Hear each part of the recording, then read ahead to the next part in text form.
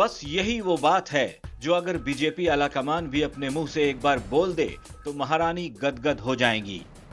Party आलाकमान भले ही वसुंधरा पर ज्यादा ध्यान नहीं दे रहा, लेकिन देख लीजिए आज भी वसुंधरा राजे का जलवा कायम है।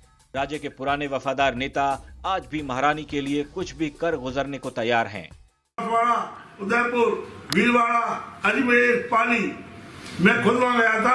आप मांगे प्रभारी थे अजमेर, आप बता दो कहीं भी रास्ते नहीं थे जहां 50-50 आदमी, 1000 आदमियों की भीड़ थी।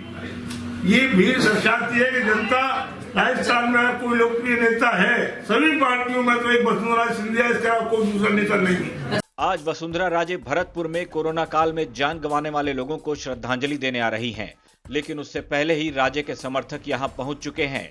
अगली बार महारानी को प्रदेश के सत्ता के सिंहासन पर कैसे आसीन करना है, इस पर गहन मंथन चल रहा है। राजे सरकार में मंत्री रहे बीजेपी के नेता कालीचरण सराफ तो डंके की चोट पर अभी से कह रहे हैं कि अगली बार प्रदेश का सीएम कोई होगा तो वो होंगी महारानी वसुंधरा राजे सिंधिया। आलाकमान पूरे प्रदेश का सर्वे करके जो सर्वाधिक लोकप्रिय व्यक्ति होगा उसका चयन करेगा। ये तो एक इम्प्लाइड बात है, क्योंकि हमारी पार्टी में थोपने की पद्धति नहीं है। हमारे यहाँ सर्वे करके जो बढ़िया से बढ़िया कैंडिडेट होगा उसका निर्वाचन करेगी पार्लियामेंट्री बोर्ड।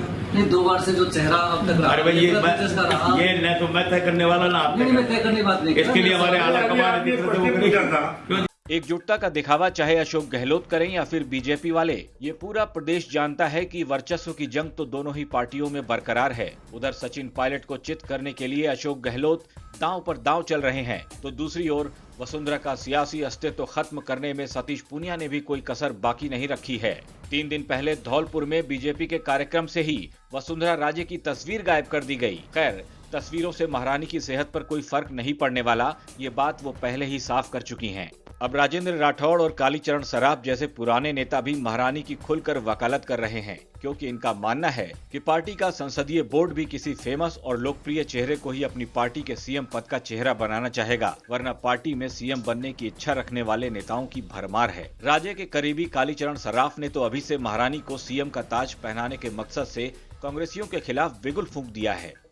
आपने देखा होगा कि जब विधानसभा के चुनाव के बाद पहले मुख्यमंत्री कौन बने, इसका 15 दिन तक दिल्ली में झगड़ा चलता रहा। फिर जब मुख्यमंत्री तय हो गया तो मंत्रिमंडल में कौन कौन आए उसका झगड़ा चला वहां 15-20 दिन। और उसके बाद जब मंत्री बन गए तो विभाग किसको कौन सा मिले वो भी दिल्ली से तय हुआ, उसमें झगड़ा चला। और फिर यानी हद तो तब हो गई कि सेक्रेटेरिएट में किस मंत्री को कौन सा कमरा मिले, इस बात का झगड़ा रहा। और फिर आपने देखा होगा कि जब कोरोना महामारी पूरे देश में फैल रही थी, सारे लोग चिंतित थे। हमारे अशोक गहलोत जी अपने विधायकों के साथ अपनी सरकार को बचाने के लिए 5 स्टार होटल में मौज मस्ती कर रहे थे।